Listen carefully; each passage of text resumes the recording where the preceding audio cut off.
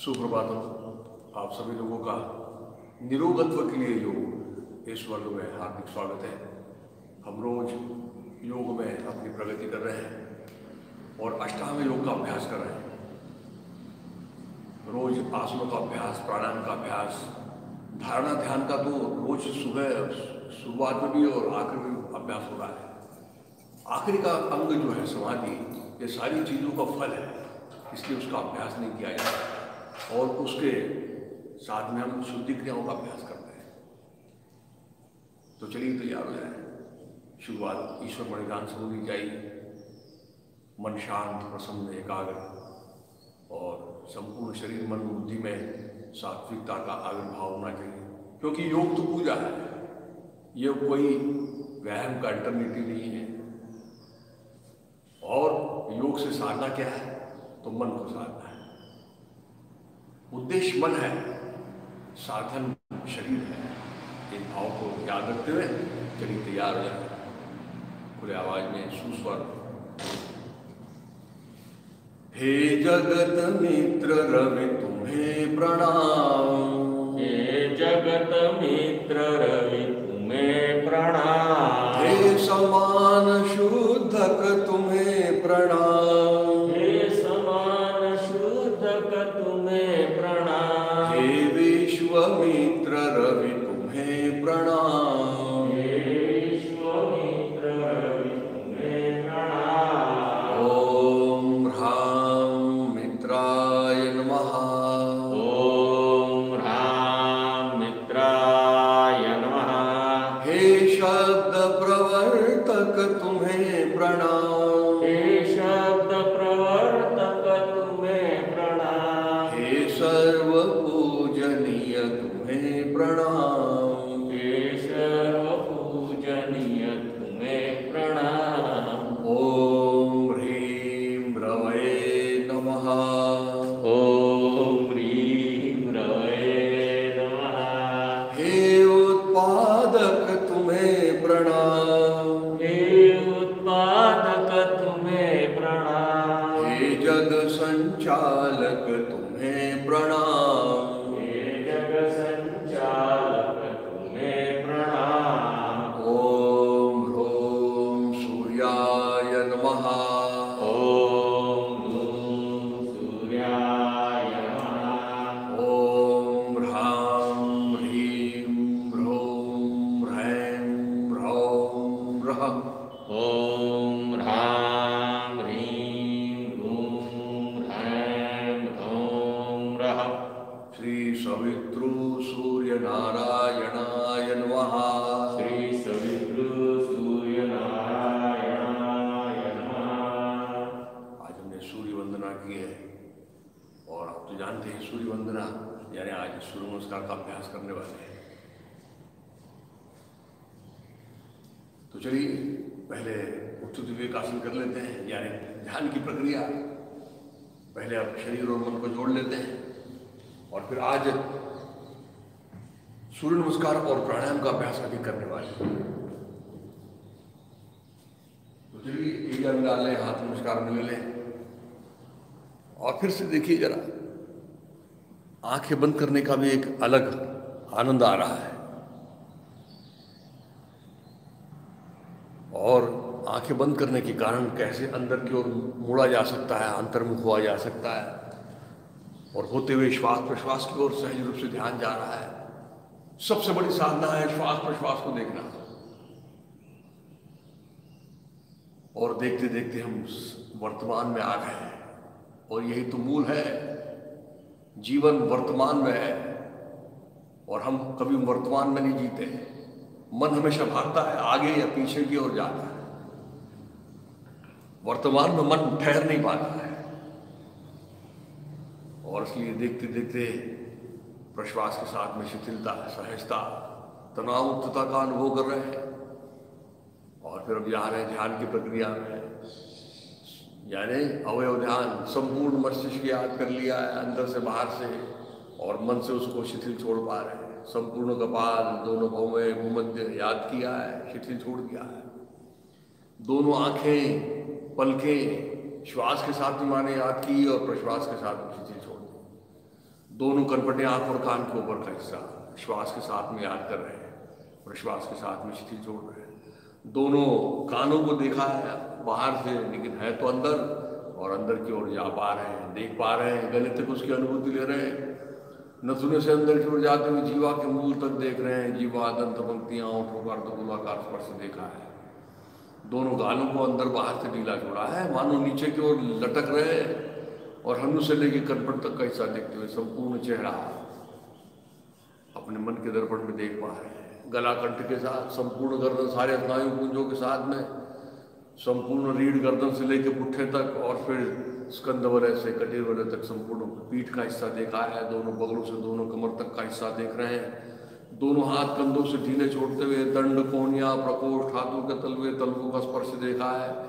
संपूर्ण सीना आड़े में, खड़े में, अंदर से बाहर से देख रहे हैं। पहुंच गए नाभि कंध के पास, और नाभि कंध को अंदर तक, पीठ तक उसकी अनुभूति लेते हुए संपूर्ण पेट गोलाकार रूप में शिथिल छोड़ते हुए दोनों पुट्ठों का जोड़, दोनों पुट्ठे, जंघाएं, घुटने, पिंडलियां, टखने, एड़ियों का गोलाकार स्पर्श, तलपाओं की 10 उंगलियां, और ऐसा सारा शरीर सर से लेकर पैर तक देखा है। शरीर स्थिर है, मन शांत है, और इसलिए प्रसन्नता की अनुभूति, और उसी के साथ में अब पहुंच रहे हैं पूज्यपाद गुरुमूर्ति श्री जनार्दन स्वामी महाराज, इनकी समाधि के सम्मुख पहुंच गए। मन ही मन माथा टिका दिया, गुरु चरणों में संकल्प अर्पण कर रहे हैं। जीवन में समाधान, सुख एवं निरोगी अवस्था प्राप्त होने के लिए यथाशक्ति क्यों न हो, किंतु निरंतर योगाभ्यास कर पाऊँ, ऐसी प्रेरणा तथा बल प्रदान कीजिए। मन ही मन टिकाया माथा, मन ही मन उठाया है, मन की आंखें खोली तो समाधि स्थल पर अंकित स्वामी जी का संदेश दिखाई दे रहा है। हमारा संकल्प और संदेश एक ही तो है। और फिर ऊपर देख रहे हैं तो स्वामी जी के पादांकुश नजर आ रहे हैं, जो फूलों से सुशोभित हैं। अवतार स्वरूप शेषनाग की प्रतिकृति दिखाई दे रही है। स्वामी जी को हम शेषनाग का अवतार मानते हैं, और शेषनाग यानी पतंजलि मुनि ने अवतार स्वरूप लिया था शेषनाग के रूप में। और फिर स्वामी जी के पादांकुश, चरण कमल, पद कमल, कर कमल, कटी कमल, रुद्र कमल, और अंततोगत्वा मुख कमल में दिखाई दे रहा है। तेजस्वी मुखमंडल, उन्नत भाल प्रदेश, माथे पर कुमकुम तिलक लगा हुआ, स्नेहपूर्ण और आश्वस्त नयन, विस्मित वदन, गले में रुद्राक्ष और स्फटिक मालाएं विराजित, व्याजाणु बाहु, कमल दलवत पांव तथा खड़ाऊ पहने हुए ऐसे गुरुमूर्ति में आशीर्वाद प्रदान कर दिए कि हमारा सारा योगाभ्यास गुरु पूजा के तौर पर सफल होने जा रहा है। इसी समाधान में गुरु स्तवन खुले आवाज में सुस्वर सावधान एक साथ। गुरुर् ब्रह्मा गुरुर्विष्णु गुरुर्देवो महेश्वरः गुरुः साक्षात् परब्रह्म तस्मै श्री गुरवे नमः।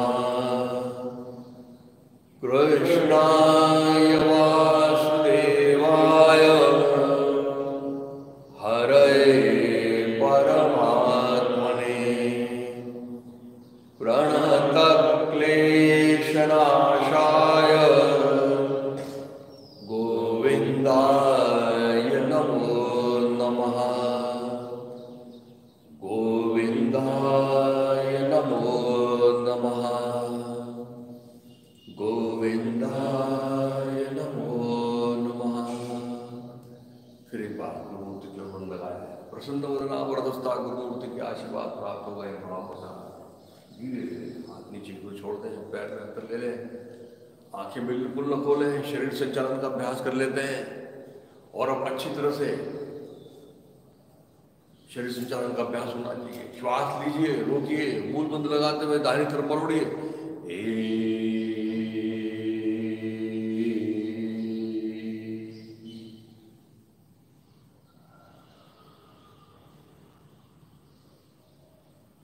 छोड़ दिया, फिर नया लिया, दो,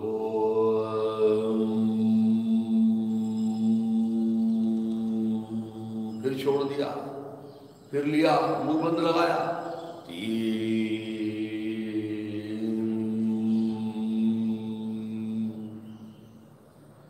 फिर छोड़ के और मरोड़ रहे हैं, फिर लिया, रोका, 4,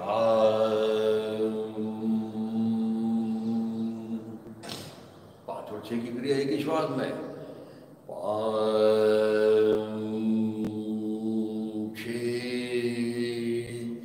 खींचो शरीर ऊपर, अलाइन करो, हाथ कान के ऊपर दबाओ, श्वास लो, रोको, मूल बंद लगाओ, दाहिनी तरफ, 7,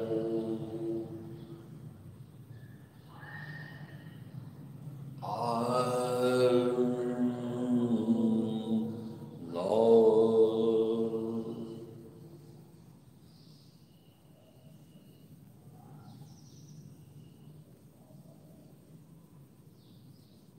10, पीछे गया, 11,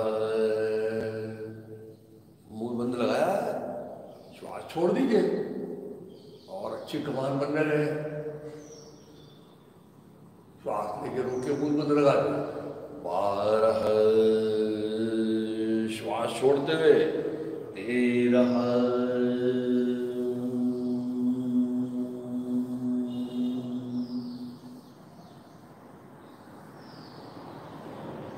छोड़िए कमर ढीली, फिर श्वास लो, रोको, मूल बंद लगाओ, 14,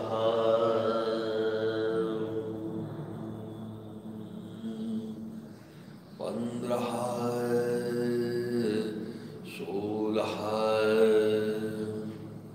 आनंद मंदिर, ये दोनों हाथ जंघाओं के ऊपर, तो केवल घुटने मोड़ते हुए, बिना कमर से झुके हुए, एड़ियां उठाते हुए आ गए, मन कान में लगाया है, आंखें बंद कर ली है, दोनों घुटने पास में, उंगलियां सीधी है, धीरे से घुटने निकाल दिए, आराम से बैठ जाए। एक बार फिर से आज सूर्य नमस्कार का अभ्यास करने जा रहे हैं, एक बार फिर से उसकी सारी स्थितियों को देख लेते जल्दी से। सूर्य नमस्कार यानी केवल शारीरिक स्थिति नहीं है, ये एक बात समझ लीजिए आप, उसमें पहले ध्यान है, उसके बाद में मंत्रों का उच्चारण है और फिर वो स्थितियां, लेकिन पहले स्थितियों को कैसे एक बार देख लेते हैं। एड़ियां मिला के रखी है, अंगूठों में फासला रखा है, जितना ज्यादा फासला अंगूठों में उतना अच्छा, और फिर हाथ नमस्कार में, और फिर एक में दोनों हाथ उंगलियों से सीधे करते हुए ऊपर की ओर जाते हुए शरीर की कमान बनाना, हाथ की तरफ देखते हुए जा रहे हैं, आंखें भी ऊपर जा रही है और ये जा रही है, कमान बन रही है, और ये पुट्ठे सामने ढकेले जा रहे हैं, और हाथ कान के ऊपर दबाए हुए, तो नीचे आ रहे हैं जैसे 13 की स्थिति में आते हैं बिल्कुल, और फिर नीचे आते हैं पूरा कपाल लगाने की कोशिश, और फिर दोनों हाथ दोनों पैर के बाजू में, सामने नहीं, और ये नहीं हो पाता है क्योंकि कभी कपाल नहीं लगता, तो यहाँ घुटने मोड़ना भी पड़े तो कोई हर्ज नहीं है, लेकिन दोनों हाथ अच्छी तरह जमना चाहिए, और फिर दाहिना और पीछे की ओर लेना। इसको कहते हैं दक्षिण पाद प्रसरणासन, ये अच्छा पीछे जाना चाहिए, पैर कमर नीचे दबनी चाहिए और बायां पैर सामने ढकेला जाना चाहिए, और गर्दन तो ऊपर होनी चाहिए। 4, बायां पैर मिला लिया, इसको बोलते हैं द्विपाद प्रसरणासन, और ये सबसे महत्वपूर्ण स्थिति, दोनों हाथ के ऊपर सारे शरीर को तोला है, लेकिन कमर नीचे नहीं लटकी है और ना ही कमर ऊपर है, एक स्लोप है, एक घसरगुंडी बच्चों की जैसी होती है उस तरह। फिर हाथ में से रखते हुए घुटने टिका देना है और आराम करना है, 5, और ये अपने सूर्य नमस्कार की विशेषता है। स्वामी जी ने जोड़ा हुआ आसन है जिसको भुजंग आसन कहा जाता है, ताकि है तो ये व्यायाम, लेकिन उसको आसनों के तौर पे करना है और सब लोग कर पाए, अबाल वृद्ध तो सब लोग कर सके, और इसलिए ये बड़ी महत्वपूर्ण स्थिति है। और उसके बाद में पूर्ण स्थिति आ रही है, ये इसमें देखिए जरा, दोनों हाथ की हथेलियां लगी हुई है, दोनों घुटने लगे हुए हैं और दोनों पैर की उंगलियां लगी हुई है।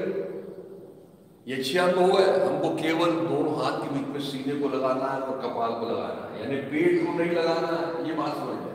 ये देखिए जैसे डाइव लगाते हैं हम, वैसे सामने आ रहे हैं, 6, ये देखिए ये डाइव लगा रहे हैं, ये सीना आ रहा है, लेकिन पेट नहीं आया, घुटने तो और दब गए, पुट्ठे तो और ऊपर उठ गए, और नाभि से और उसको अंदर की ओर खींच लिया। तो अब देख लीजिए, पेट के बीच में से एक बोगदा बन रहा है, वो बिल्कुल नहीं लगना चाहिए, और कोहनिया अंदर भी है, और अब दोनों हाथों के ऊपर, इसको बोलते हैं साष्टांग प्रणिपात आसन, यानी 8 अंगों से नमस्कार। और फिर अब शरीर को सामने खींच के ऊपर आना,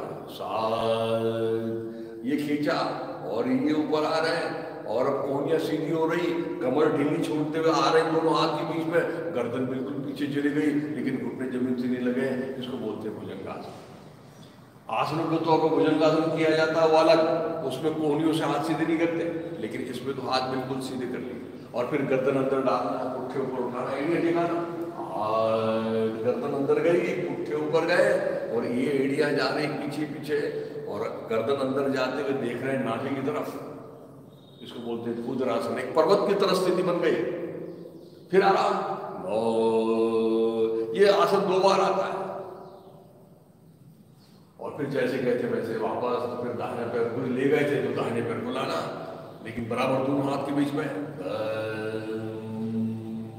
ये लाया पैर, ये इनका तो आ गया, लेकिन जब आप करेंगे तब तो पीछे रह जाता है, उसको खसकाते हुए लाना है यार। दोनों घुटने मिला लिए, सीधे कर लिए और फिर कपाल लगाए, ये भी 2 बार आते हैं आसन। हस्तपादासन 2 बार, भुजंगासन 2 बार और फिर आना, फिर नमस्कार, चलिए आप भी खड़े हो जाइए। पहले सूर्य का ध्यान करेंगे क्योंकि सूर्य को भगवान के रूप में देखते हैं और उसके जो मुख्य 3 गुण हैं वो हम में संक्रमित हो। कौन सा? भगवान के वो 3 गुण हम देखते हैं, जो सर्वसाक्षी है, जो सर्वव्यापी है और जो सर्वशक्तिमान है। शक्तिमान का तो अनुभव हमको आ ही रहा है ना, कि सारा जीवन जो है वो उसका कारक जो है वो सूर्य है। सूर्य जो है तेज ओज बल बुद्धि का प्रतीक है और आज हम सौर ऊर्जा का विराट स्वरूप देख रहे हैं। सारी चीजें अब सौर ऊर्जा पे आ रही है और फिर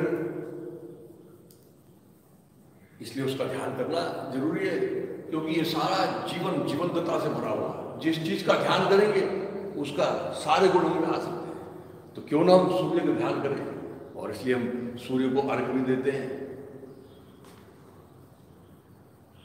चलिए तो फिर प्रार्थना के रूप में श्लोक अर्पण करते हैं। एक एक पंक्ति खुले आवाज में दोहराएंगे। ध्येय सदा सवितृ मंडल मध्यवर्ती, नारायणः सरसिजासन सन्निविष्टः, नारायणः सरसिजासन सन्निविष्टः, केयूरवान् मकरकुण्डलवान् किरीटी, केयूरवान् मकरकुण्डलवान् किरीटी, भारी हिरण्मयवपुर्धृतशङ्खचक्रः, भारी हिरण्मयवपुर्धृतशङ्खचक्रः।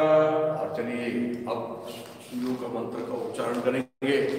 आज 300 नमस्कार का अभ्यास करेंगे और इसलिए 12 नाम है तो अच्छा एक ही श्वास में अच्छा लंबा कहेंगे। पहले ओम है, फिर बीज मंत्र है, फिर नाम है और फिर नमन है।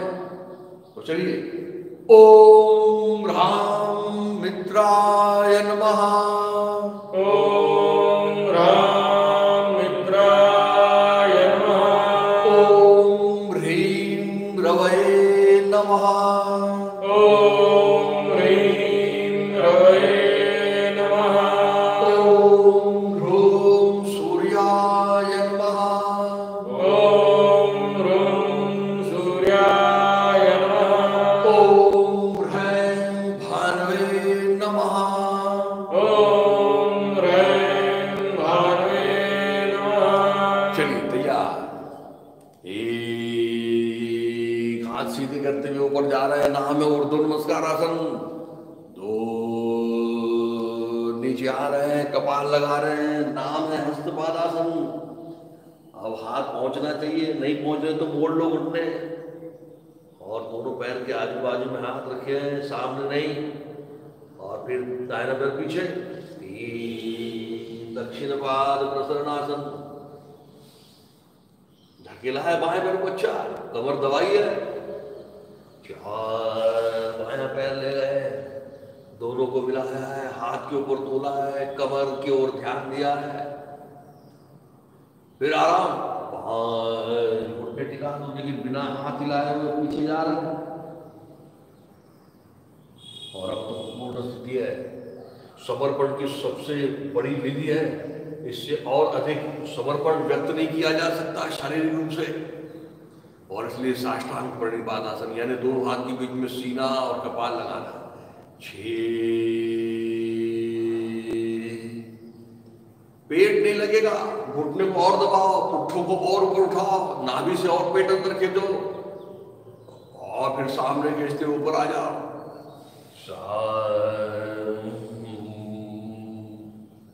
अब कमर ढीली छोड़ दो, अब गर्दन ढीली छोड़ो और गर्दन अंदर डालो, पुट्ठे ऊपर उठाओ, एड़ियां टिकाओ, नाम है भूधरासन। फिर आराम,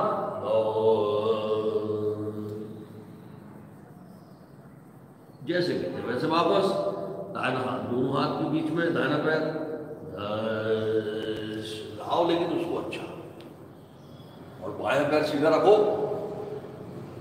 यार दोनों पैर मिलाओ और अब घुटने से बिल्कुल सीधे करके पहले कपाल लेके जाओ।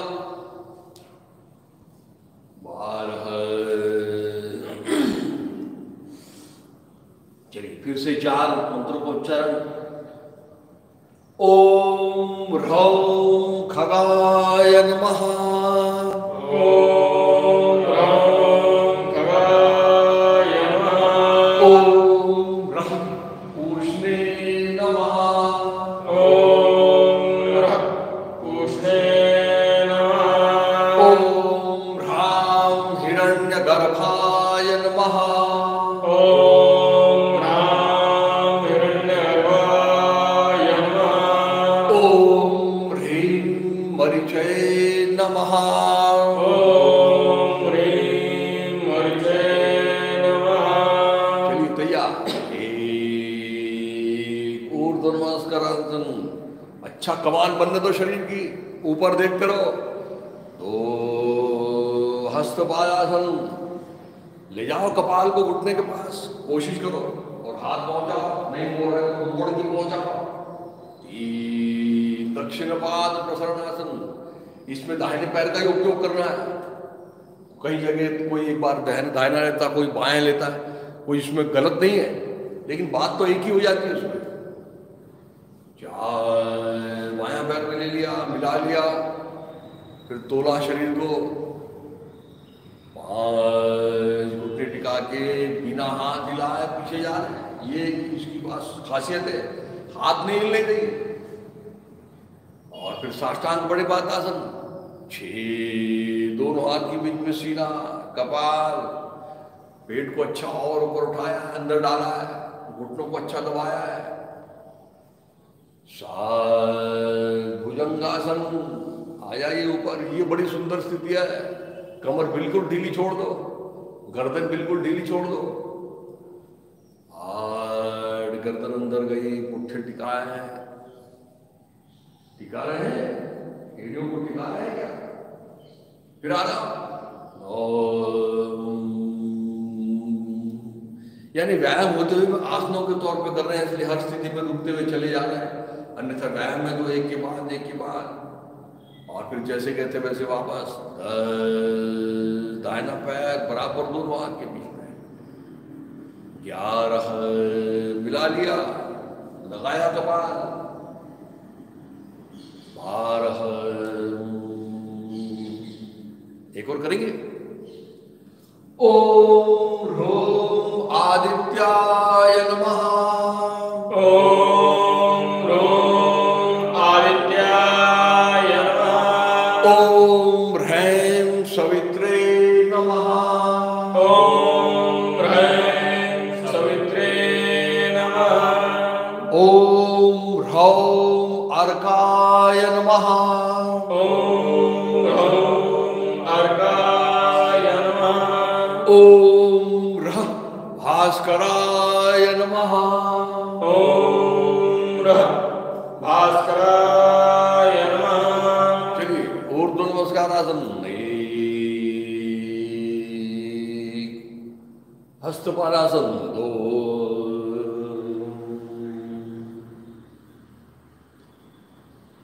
दक्षिण पाद प्रसरणासन, द्विपाद प्रसरणासन, 4। देख रहे हैं ना बराबर अपना हो रहा है कि नहीं? 5 भुजंगासन,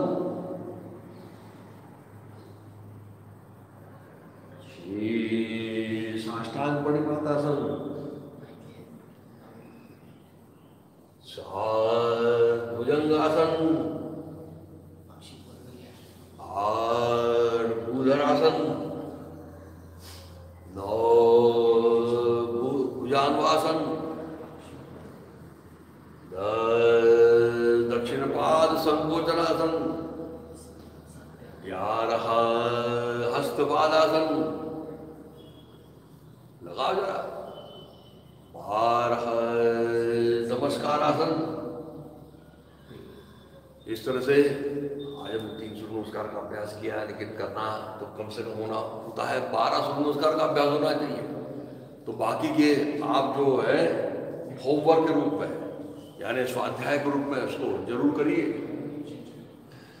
और अब इसकी फलश्रुति की प्रार्थना के साथ में समाप्त करेंगे।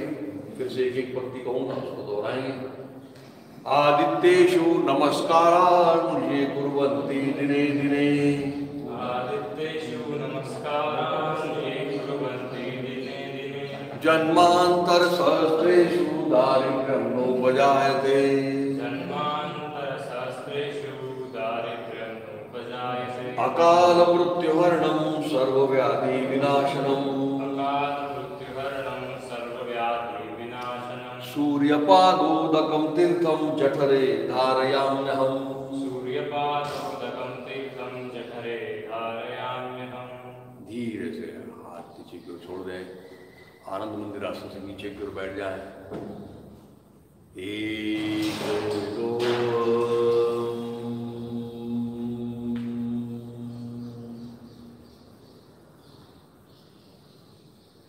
आराम से बैठ जाएं। इस तरह सूर्य नमस्कार का अभ्यास इस तरह होना चाहिए। और उसमें का जो बीज मंत्र है, ये बीज मंत्रों का तो परिणाम बहुत सुंदर है। और उस दिन गुरुजी ने भी बताया कि उच्चारण कैसे होना चाहिए। ये बीज मंत्र कैसे बने हुए हैं? र, ह और दीर्घ उच्चारण इसके साथ बने हुए हैं। तो र का जो है वो बिल्कुल कम है, वो इग्निशन की तरह है, जैसे अग्नि, उसको बीज मंत्र बोलते हैं। और ह इसलिए उसका ह का उच्चारण अच्छा होना चाहिए, राम। तो देखिए जब ऐसे हम उच्चारण करते हैं तो राम जब कहते हैं तो उसका असर हमारे तालु के ऊपर होता है, अंदर में। रीम जब कहते हैं तो गले में होता है। रूम जब कहते हैं तो पेट में, नाभि के ऊपर होता है। ऐसे अलग अलग इंद्रियों पर उसका परिणाम होता है। रहम जब कहते हैं तो अन्न नलिका और फेफड़ों पर होता है। जब रौम हम जब कहते हैं तो उसका परिणाम मलाशय और गुरुद्वार में होता है। और जब रह कहते हैं तो सारे शरीर के अंदर के इंद्रियों के ऊपर उसका परिणाम होता है। तो ये बीज मंत्र का बड़ा महत्व है और नाम भी अलग अलग है।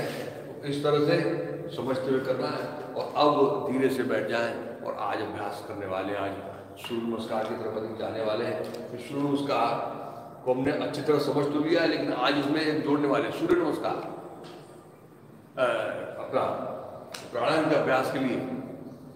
तो पहले तो प्राणायाम के अभ्यास करना है तो पहले क्या करना पड़ेगा? प्राणायाम के अभ्यास के लिए कपालभाति आवश्यक है, इसलिए पहले कपालभाति करेंगे। और कपालभाति कौन से आसन में होनी चाहिए तो याद रखना है, करना है। कपालभाति भी पद्मासन में ही करना है। पद्मासन का आग्रह ये अंतरंग साधना के लिए बड़ा जरूरी है। और ये सारा आसनों का जो प्रपंच है ये उसी के लिए है कि आप पद्मासन में अच्छी तरह से स्थिरता के साथ में बैठ सकें। तो दोनों हाथ से दोनों घुटनों को पकड़ लें और फिर गला, नथुने, पेट ढीला छोड़ते हुए एक के बाद एक कपालभाति प्रारंभ करें।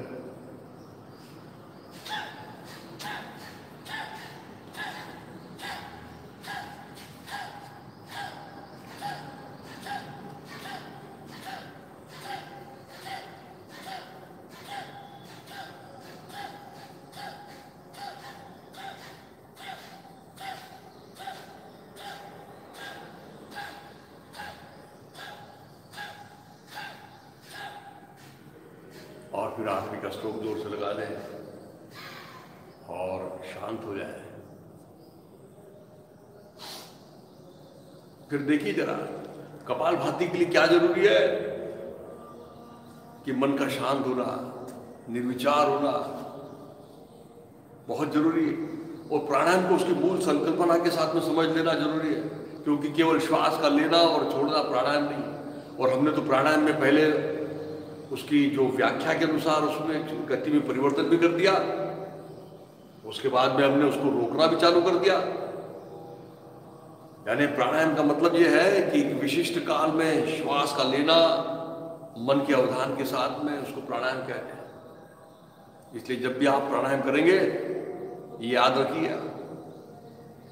और हमने तो अब रोकना भी चालू कर दिया है, लेकिन रोकने के लिए अब हम एक इसमें आज और चीज जोड़ने वाले। कल हमने देखा बंधों का उपयोग हमने शुरू कर दिया है, मूल बंध का हमको बात समझ में आ गई। कल हमने उड़ियान बंध भी देखा, और जैसे मैंने बताया कि उड़ियान बंध जालंधर बंध भी होता है, यानी गले का जो हिस्सा है वहां सब नस नाड़ियों का जाल है, तो उस गले का थोड़ा संकोच करना, इसको जालंधर बंध कहते हैं।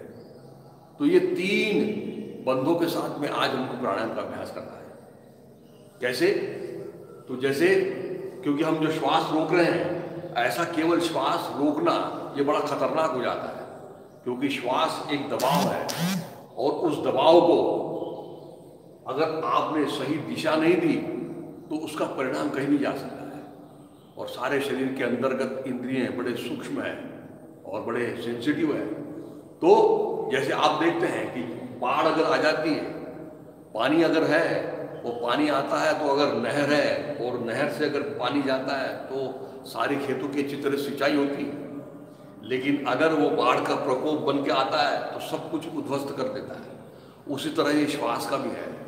ये श्वास जो अंदर लेते हैं, रोकते हैं, ये रोकने के बाद उसको एक दिशा देना आवश्यक होता है, और वो दिशा देने का काम करते हैं मूल बंध, उड़ियान बंध और जालंधर बंध करते हैं। यानी इसको जरा देख लीजिए कि अब हम जो प्राणायाम का अभ्यास करने वाले हैं, तो प्राणायाम के अभ्यास में जो रोकेंगे, तो जैसे श्वास लेंगे तो श्वास लेने के बाद में मूल बंध को लगा देंगे, और मूल बंध को लगाने के बाद में सीने को थोड़ा सा ऊपर उठा के ये कंठ का थोड़ा संकोच कर लेंगे, ऐसा करते हैं। क्योंकि क्या होता है, अब इसमें जो जालंधर बंध, हम सर्वांगासन नाम का जो आसन कर रहे हैं ना, उस सर्वांगासन नाम के आसन में जालंधर बंध लगी जाता है। लेकिन जालंधर बंध का मतलब ये नहीं कि ठुड्डी को अंदर की ओर सिकुड़ के गले में ऐसा ऐसा कर लेना, नहीं। श्वास लेना, मूल बंध लगाना, और सीने को थोड़ा सा ऊपर उठा के गले का संकोच कर लेना, कंठ का संकोच। यानी जब हम अंतर कुंभक करेंगे, श्वास लेंगे, तो इस तरह से मूल बंध लगा के और उसको ऐसा रोकने का काम करेंगे अंतर कुंभक में। और जब हम छोड़ेंगे तो छोड़ेंगे, इसका मतलब रेचक करेंगे, तो ये सीना ढीला छोड़ेंगे, और फिर धीरे धीरे धीरे धीरे धीरे धीरे हम छोड़ते जाएंगे।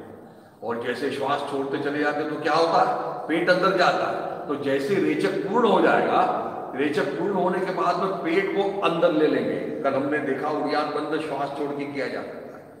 तो फिर पेट को अंदर लेना, फिर से मूल बंध लगाना, और फिर सीने को ऊपर उठा के फिर बहिर्मुख करना। फिर लेना है तो सीना ढीला छोड़ना है और फिर लेना है। तो आज बात यह है कि जब हम श्वास लेंगे अंदर की ओर, और जब रोकेंगे, तो जब अंतर कुंभक करेंगे, जब अंदर की ओर मोड़ेंगे, तो मूल बंध और सीने को उठा के जालंधर बंध, यानी नीचे से भी दरवाजा बंद कर दिया, ऊपर से भी बंद कर दिया। अब ये सारा का सारा दबाव रीढ़ में जाए, और जब श्वास छोड़ेंगे, छोड़ने के बाद में फिर से पेट अंदर जाएगा तो उसको और अंदर ले लेंगे, यानी उसको बोलते हैं उड़ियान बंध, और फिर मूल बंध लगाएंगे, फिर सीने को उठा लेंगे। तब जाके जो अंदर हमने श्वास को रोका है उसका परिणाम रीढ़ में जाएगा। तो इन संकल्पनाओं के साथ में करना है। तो चलिए आज इसको कर लेते हैं। बैठ जाइए किसी भी सुखासन में। थोड़ा सा कठिन है जरूर, लेकिन ये मूल है, इसको समझ लेना है। समझ गई बात तो फिर धीरे धीरे वो अनुसरण में आ जाता है। तो चलिए, बाएं हाथ की ध्यान मुद्रा, दाहिने हाथ की प्राणायाम की मुद्रा। और बाएं को बंद कर दीजिए। शुरुआत हमेशा दाहिने रखने से करेंगे। एक मंत्र में लेंगे, एक मंत्र में रोकेंगे, छोड़ेंगे 2 मंत्र में, रोकेंगे 1 मंत्र। कल भी मैंने बताया था आपको कि इन चीजों में क्या महत्वपूर्ण है कि जितने मंत्र में आपने जितने समय में, 1 यूनिट में आप जितना अगर श्वास लिया आपने, तो उसके दुगने 2 यूनिट में आपको श्वास छोड़ना है। ये पक्का है, इसमें कोई परिवर्तन नहीं हो सकता। और इसलिए यहां पे एक विशिष्ट काल भी आ जाता है और मन का उद्धार भी आ जाता है। और फिर जब रोकने की बात आती है तो अभी तो हम एक मंत्र में रोक रहे हैं और एक मंत्र में अंतर्कुंभक कर रहे हैं और एक मंत्र में बहिर्कुंभक कर रहे हैं, लेकिन आगे जाके बदलते जाएगा केवल अंतर्कुंभक। अंतर्कुंभक जो अभी एक मंत्र में कर रहे हैं वो 2 मंत्र में करेंगे, 3 मंत्र में करेंगे, और फाइनल डेस्टिनेशन जो है उसका 4 मंत्र का है। लेकिन एक मंत्र में आपने लिया है तो आपका बहिर्कुंभक भी एक मंत्र में हुआ, यानी 3 चीज फिक्स है। अंतर पूरक के रूप जितना लिया उसके दुगने समय में आपका रेचक होगा, और जितने समय में आपने पूरक किया उतने समय में आपका बहिर्कुंभक होगा। तो फाइनल क्या है पोजीशन? 1:4:2:1 ये रेशो है, यानी 1 में पूरक, 1 मंत्र में, 4 मंत्रों में अंतर्कुंभक, 2 मंत्र में रेचक और 1 मंत्र में बहिर्कुंभक। लेकिन अभी हम क्या कर रहे हैं? 1 में ले रहे हैं, 1 में रोक रहे हैं और 1 में बहिर्कुंभक कर रहे हैं। तो चलिए इसको कर लेते हैं। दाहिने से श्वास लीजिए, श्री राम, जय राम, जय जय राम। अब रोक रहे हैं तो मूल मंत्र लगाओ, सीने को ऊपर उठाओ, गले का थोड़ा संकोच करो, श्री राम, जय राम, जय जय राम। बाएं से छोड़ो, श्री राम, जय राम, जय जय राम, श्री राम, जय राम, जय जय राम। पेट को अंदर और ले लीजिए, मूल मंत्र लगाइए, सीने को ऊपर उठाइए और बहिर्कुंभक करिए, श्री राम, जय राम, जय जय राम। बाएं से लीजिए, श्री राम, जय राम, जय जय राम। फिर से मूल मंत्र लगाया, सीने को ऊपर उठाया, गले का संकोच किया, श्री राम, जय राम, जय जय राम। दाहिने से छोड़ रहे हैं, श्री राम, जय राम, जय जय राम, श्री राम, जय राम, जय जय राम। पेट अंदर गया, उसको और अंदर ले लिया, मूल मंत्र लगाया, सीना ऊपर उठाया, श्री राम, जय राम, जय जय राम। दाहिने से लिया, श्री राम, जय राम, जय जय राम। अंतर्कुंभक बंधों के साथ, श्री राम, जय राम, जय जय राम। बाएं से छोड़ रहे हैं, श्री राम, जय राम, जय जय राम, श्री राम, जय राम, जय जय राम। पेट को अंदर लिया, मूल मंत्र लगाया, सीना ऊपर उठाया, बहिर्कुंभक, श्री राम, जय राम, जय जय राम। बाएं से पूरा, श्री राम, जय राम, जय जय राम। अंतर्कुंभक बंधों के साथ, श्री राम, जय राम, जय जय राम। दाहिने से लेकर, श्री राम, जय राम, जय जय राम, श्री राम, जय राम, जय जय राम। बहिर्कुंभक पेट को अंदर लेते हुए, मूल बंद लगाते हुए, जाल अंदर बंद लगाते हुए, श्री राम, जय राम, जय जय राम। दाहिने से लीजिए, श्री राम, जय राम, जय जय राम। रोकिए बंधों के साथ, श्री राम, जय राम, जय जय राम। बाएं से छोड़िए, श्री राम, जय राम, जय जय राम, श्री राम, जय राम, जय जय राम। फिर से रोकिए, पेट को अंदर लीजिए, अच्छा, श्री राम, जय राम, जय जय राम। बात समझ में आ रही है? उड़ियान बंद हमेशा श्वास छूटने के बाद लगता है, इसलिए जब रेचक करते हैं, रेचक करने के बाद में पेट को अच्छा अंदर लेना है। इन संकल्पना को अच्छी तरह समझ के करना है। तो बाकी का अभ्यास थोड़ा सा स्वाध्याय के रूप में और करें, लेकिन प्राणायाम का ये मूल अभ्यास हो गया, इसी तरह से अभ्यास होना चाहिए। तो फिर उसका फल बताया गया है कि ततक्षीयते प्रकाश आवरणम और धारणा सुचो योग्यता मनसा। हमारे ज्ञान के ऊपर जो अज्ञान का आवरण पड़ा हुआ है वो धीरे धीरे क्षीण होते हुए मैं कौन हूं ये जानने की अंदर से हमारी इच्छा होने लगती है और ज्ञान का प्रकाश उदित होता है। ये पहला उसका फल है। और दूसरा फल है कि आप धारणा ध्यान के लिए तैयार होते हैं, शारीरिक और मानसिक रूप से। तो ये बड़े महत्वपूर्ण फल है। लेकिन ये तो मूल अभ्यास के साथ में कुछ प्राणायाम के अलग अलग प्रकार भी बनाए गए। क्यों? क्योंकि जैसे अभ्यास करते हुए जब कभी शरीर की कोई बीमारी शरीर में आ जाए या कुछ तकलीफ हो जाए तो उसको दूर करने की भी क्षमता प्राणायाम के अलग अलग प्रकारों में है। तो उसमें से एक प्रकार हम सीख रहे हैं, तो उसको बोलते हैं शीतली प्राणायाम। यानी जब कभी हमारे शरीर में उष्णता का प्रादुर्भाव हो जाए, यानी पित्त विकार, उष्णता के विकार बढ़ जाए है, तो उसके लिए त्वचा रोग या फिर निद्रानाश है ना, या ऐसा कुछ तकलीफ हो जाए तो उसको प्राणायाम के प्रकार में कहा जाता है शीतली। क्या करना देखिए जरा, ऐसा मुंह खोलना और मुंह खोल के जबान को बाहर निकालना और जबान की पुंगली बनाना और उस दिख रहे हैं आप, ये पुंगली को बनाते हुए पुंगली से श्वास अंदर की ओर भरना है, ऐसा पूरा अंदर की ओर पेट में श्वास भर के मुंह को बंद रख लेना जरा, जैसे अंतर को बक करते हैं, जैसे रोक के रखना कुछ देर के लिए, और फिर धीरे धीरे नाक से श्वास छोड़ना है। तो ये जबान की पुंगली से जब श्वास अंदर लेते हैं उसके कारण सारे शरीर में ठंडक पैदा होती है, एसी की तरह। फिर से देखिए एक बार, और आप भी करने की कोशिश करिए। जबान को बाहर निकालिए, अंदर से पुंगली बनाइए, नहीं हो रहा है तो हाथ का सहारा लेके भी उसका करना पड़ेगा, और फिर उसमें से श्वास लो, भरो, और अच्छा अंदर की ओर भरना है। मानो पेट तो जाता है वैसे सीने में, लेकिन ऐसा समझना कि पेट में जाना है, और उसको रोक के रखना कुछ क्षण अंतर कुंभक में, और फिर नथुनों से धीरे धीरे छोड़ना है। इसको अभ्यास को कहते हैं शीतली प्राणायाम। ये भी रोज अभ्यास करना चाहिए जिनको उष्णता की तकलीफ है, जिनको निद्रा नाश है ना, पित्त विकार है, जिनको त्वचा के रोग हैं, जिनको बहुत से पिंपल्स है ना, और इस प्रकार से जो तकलीफ होती है उसके लिए।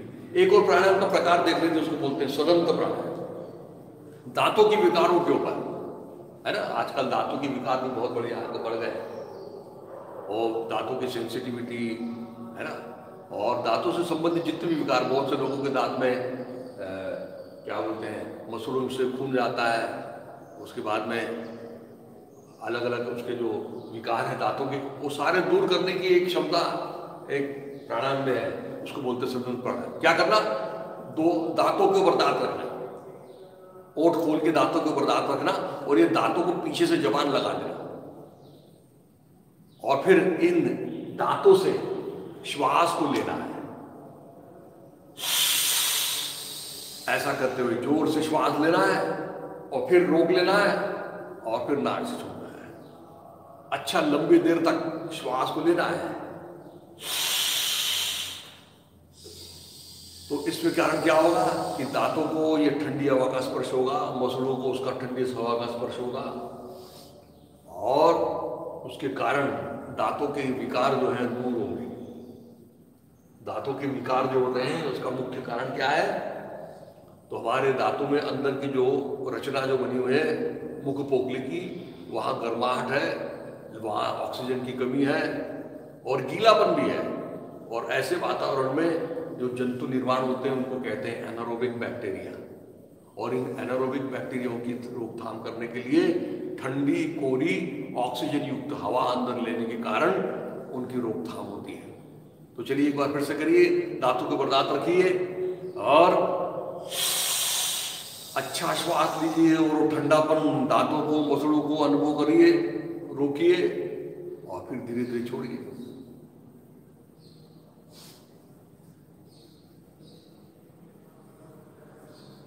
ये दो प्रकार हैं। कल एक और प्रकार देखेंगे। भस्त्रिका नाम का प्राणायाम भी आज का प्रकार देख ही लेते हैं। क्या करना है भस्त्रिका में? देखिए, बाएं को बंद कर देना है जैसे हम बंद करते हैं, और दाहिने से जैसे हम श्वास लेते हैं वैसे धोकनी की तरह 10-15 बार श्वास छोड़ना, लेना, छोड़ना करना, और फिर जैसे हम करते हैं प्राणायाम वैसे करना है। देखिए कैसे कर रहे हैं। ये अभी बंद कर दिया बाएं को, और दाहिने से ले रहे छोड़ रहे हैं।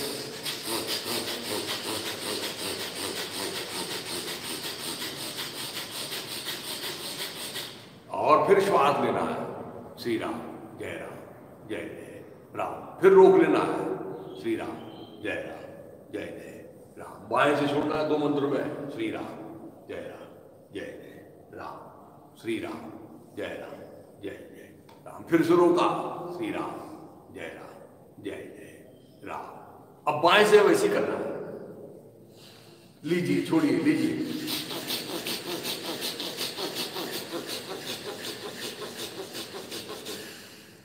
और फिर श्वास लेना, रोकना, फिर दाहिने से छोड़ना और फिर रोकना।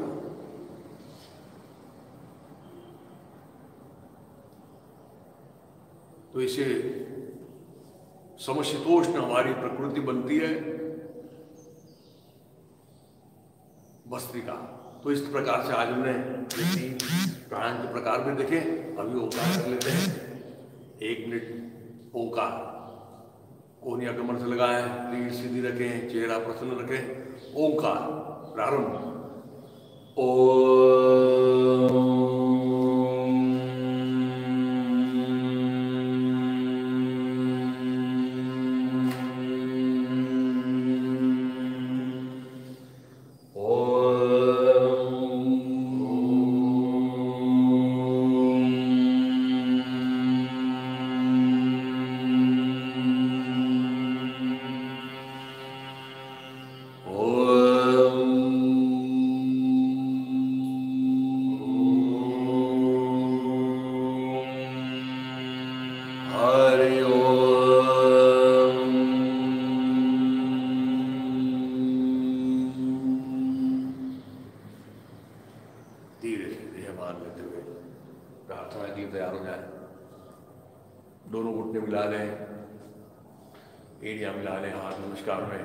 सारा योगाभ्यास गुरु की पूजा की है और आरती अर्पण करने जा रहे हैं भाव के साथ। खुले आवाज में सुस्वर, सुस्पष्ट, सावकाश, एक साथ।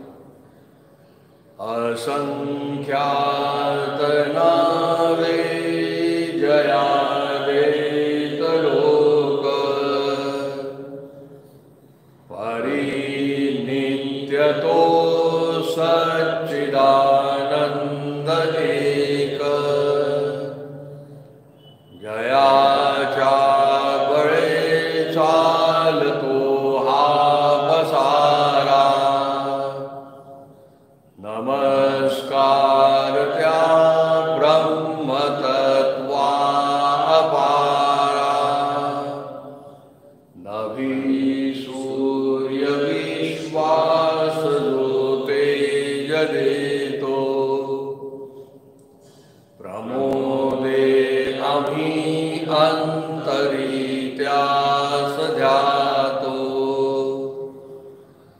तये प्रेरणा बुद्धि तेजे तदावी असे आमुची प्रार्थना ही प्रभावी प्रभो पूर्ण आरोग्य आम्हा असावे तसे नित्य मांगल्य नेत्रान दिसावे कधी दैन्य दारिद्र्य आम्हासी नाहो शतायुष्य ऐश्वर्य विज्ञान लाभो योगेन चित्तस्य पदेन वाचां मलं शरीरस्य च वैद्यकेन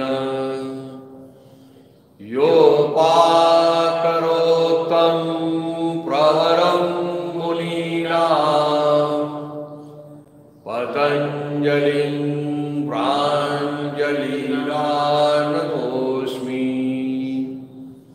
ॐ पूर्णमदः पूर्णमिदं पूर्णात् पूर्णमुदच्यते पूर्णस्य पूर्णमादाय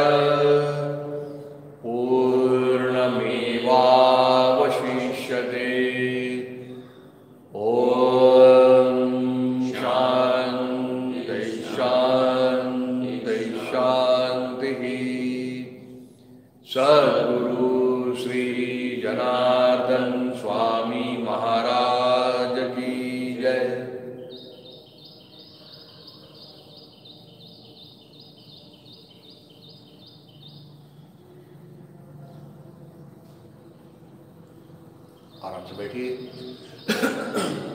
आज हमने फिर से सूर्य नमस्कार का अभ्यास किया है, प्राणायाम का अभ्यास कर रहे हैं।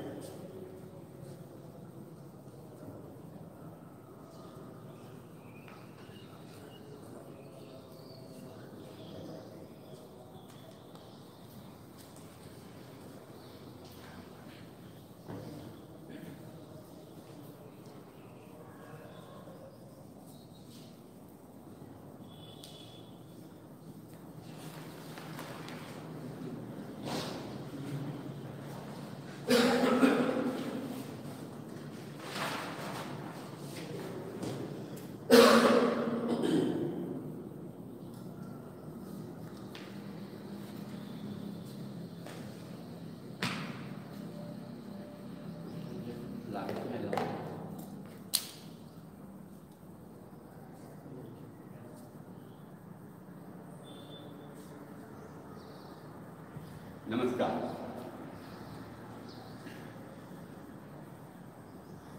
तो हर चीज में आगे जा रहे हैं। योग के जो प्रत्यक्ष कृति से कृतिशीलता है वो सब हम कर रहे हैं, यानी शुद्धि क्रियाएँ कर रहे हैं, आसन कर रहे हैं, प्राणायाम कर रहे हैं, ध्यान की प्रक्रिया भी कर रहे हैं, सब कुछ कर रहे हैं, आगे लेके जा रहे हैं।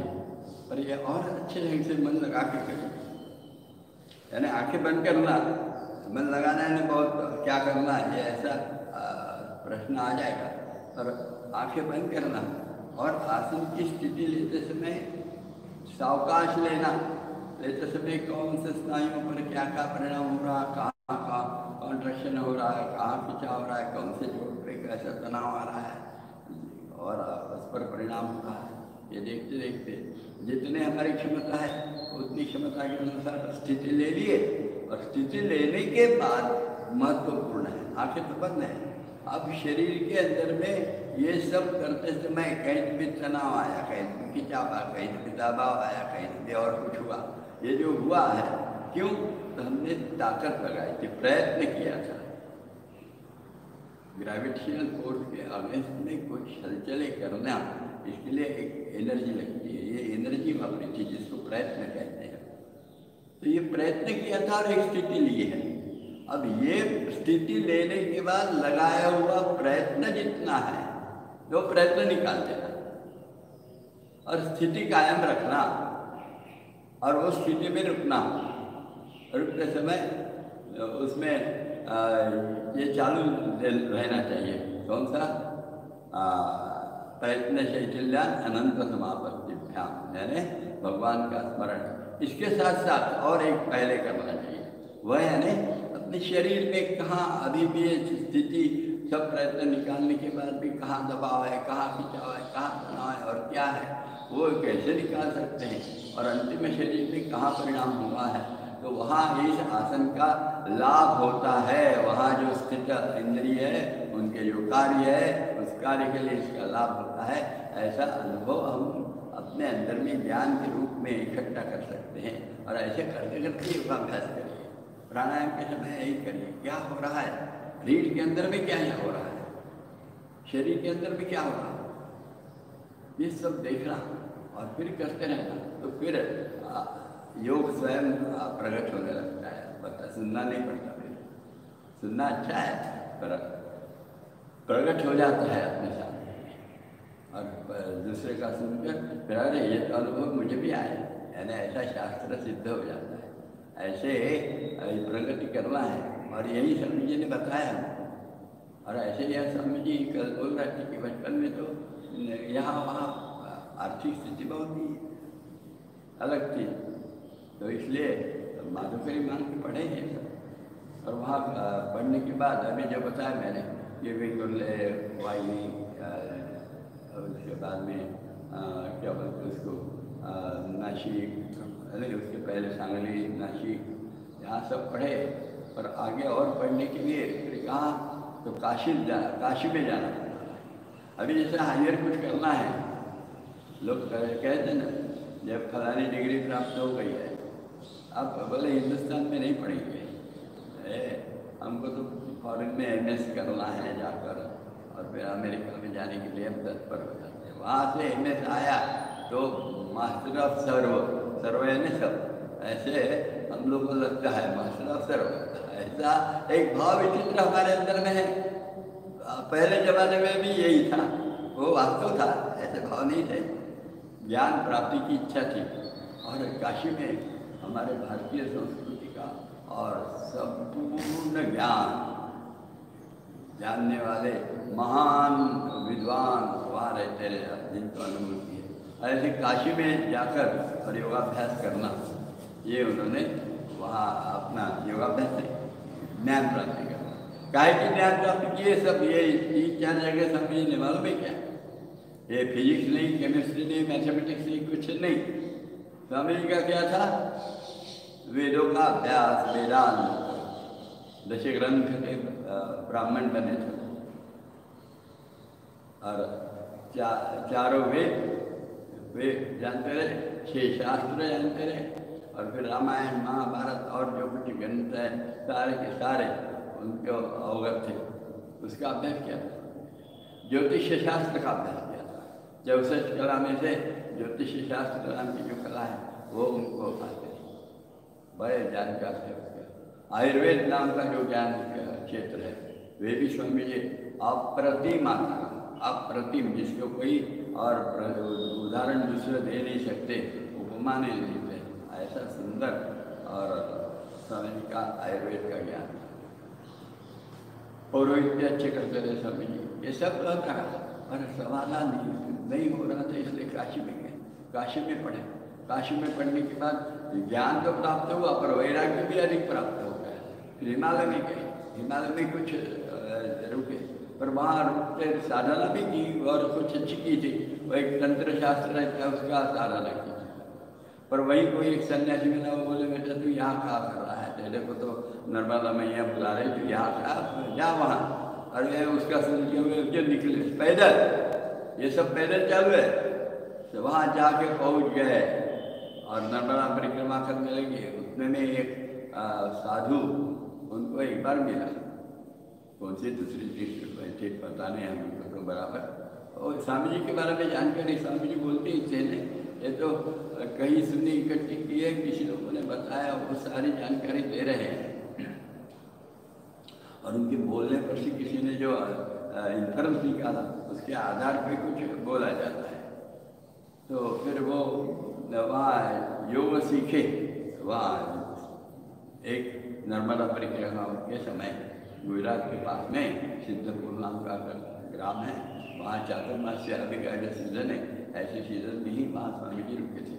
और एक गुरु मिल गया जिसने योग पढ़ाया, और कितना 4 महीने 3 महीने पढ़ाया होगा, क्या होगा, और इतने में हो गए बोले योग आपका पढ़ना।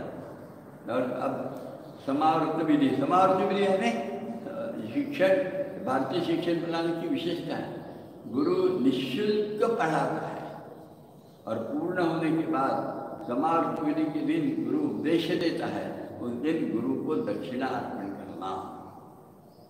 गुरु को दक्षिणा अर्पण करना ये भारतीय विद्या प्रणाली की विशेषता है। शिष्य ने यथाशक्ति यथाविनित द्रव्येण और गुरु को दक्षिणा देना ही चाहिए। फिर वो भगवान राम रहे वो अपने गुरु को देंगे, भगवान कृष्ण रहे कोई करे, या फिर सुदामा रहे या पेंद्या रहे, कोई भी रहे, वो देने वाले नहीं देने वाले, गुरु दक्षिणा देनी ही पड़ती है, तभी तो विद्या पूर्ण होती है। और इस भाव से स्वामी के गुरु ने कहा कल समारोह विधि है तो चलिए, तैयार रहिए कल। अब स्वामी जी पौरोहित्य वगैरह करने के पैसे होंगे थोड़े बहुत थोड़े होंगे, थोड़े बहुत यानी बहुत बाद में क्यों करना, बहुत पहले कहेंगे थोड़े, बहुत थोड़े होंगे, इतना वैसी अवस्था थी आर्थिक। तो उन्होंने दिया, पर गुरु खुश नहीं उतने में। और जो अभी इनके पास तो कुछ नहीं था, क्या दे, पर ऐसा हमारा सवाल है, उनके मन में नहीं आया। गुरु ने कहा, इन्होंने भी हाथ में लिया पानी, स्वामी जी गुरु ने हाथ सामने किया, बोले हाँ छोड़, यह संकल्प छोड़। क्या? तो यह जो योग विद्या है यह जन जन के मन में आजीवन निःशुल्क वितरित करते चलूँगा, और यही मेरे जीवन का दिया रहेगा। बस पानी छोड़ दिया, तब से कहाँ का वेद, कहाँ का आयुर्वेद, कहाँ का ज्योतिष शास्त्र, कहाँ का तंत्र मार्ग, कुछ नहीं। दुनिया सब केवल एक ही जगह से मिलती है, वह है ना योग योग योग। और योग भी जन जन को देना है, तो वो कोई मोक्ष कैवल्य वाला नहीं रहेगा, फिर कौन सा रहेगा? समाधानाय सौख्याय निरोगत्वाय जीवने वाला योग, जो जीवन में समाधान, सुख और निरोगत्व देने वाला है। ये त्रयी मिलना मुश्किल है, ये त्रयी देने वाले जो योग है, यह योग और हम लोगों को प्राप्त हो इस भाव से। और स्वामी जी जो प्रचार को लग गए तो क्या क्या किया ये कल जानेंगे। आज यही रुकना है।